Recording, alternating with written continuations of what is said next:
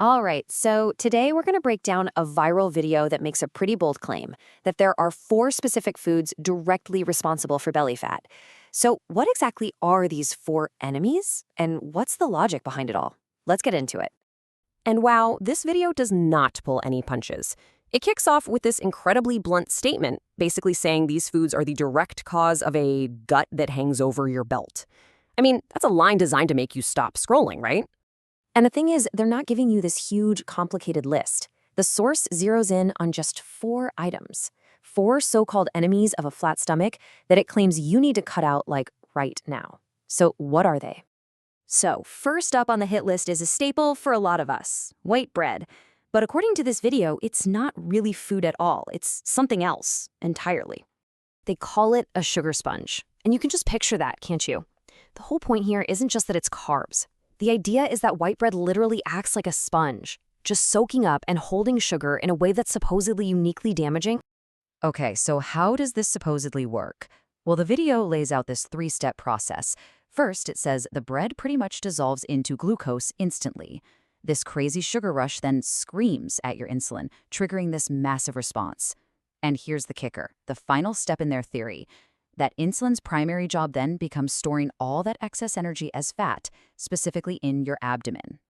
And to wrap up their argument on white bread, they hit you with this. The idea is that white bread has no real substance, it's just air.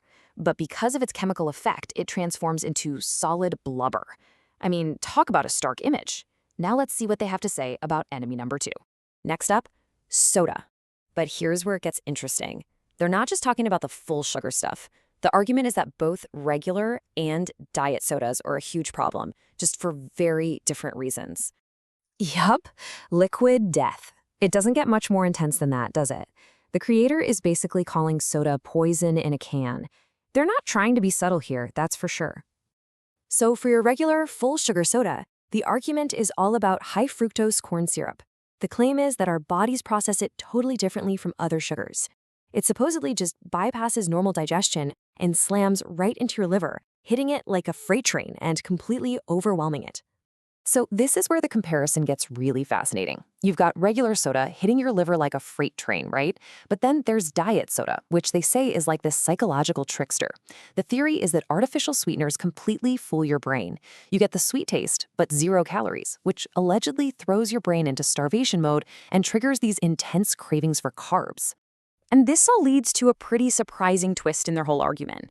They basically conclude that because it tricks your brain and fires up these massive cravings, diet soda is actually, well, even worse than the sugary kind. Okay, coming in at number 3, we've got a fast food classic, French fries. And the argument here is that it's the combo, the potato plus the deep frying, that creates this uniquely destructive food. Deep fried inflammation sticks. Wow. I mean, again, you can see the naming is super intentional, super aggressive. It shifts the whole conversation from just calories and fat to this idea that the food is actively causing inflammation in your body. So, what's the logic behind this one? According to the creator, it's this 3-part catastrophe. First, they say the fries are just soaked in trans fats. Second, these fats go on to clog your cells, messing with how they work. And the final, most dramatic claim is that this clogging is so bad, it can actually shut down your metabolism for days. And then they say this, your belly swells up just looking at them. Obviously a bit of an exaggeration, but you can see what they're trying to do. Paint this picture of an immediate, almost unavoidable negative reaction to eating them. All right, and that brings us to the final food on their list, ice cream. And they don't just frame this as, a simple sugary treat. Oh no, they say it has this special combined power to pack on fat. What do they call it? The ultimate double threat. The whole idea is that it's not just one thing in the ice cream that's the problem. It's the combination of 2 key ingredients that makes it so bad. So what are they? And what is that combo? Well, according to them, it's basically a 50-50 split of sugar and saturated fat.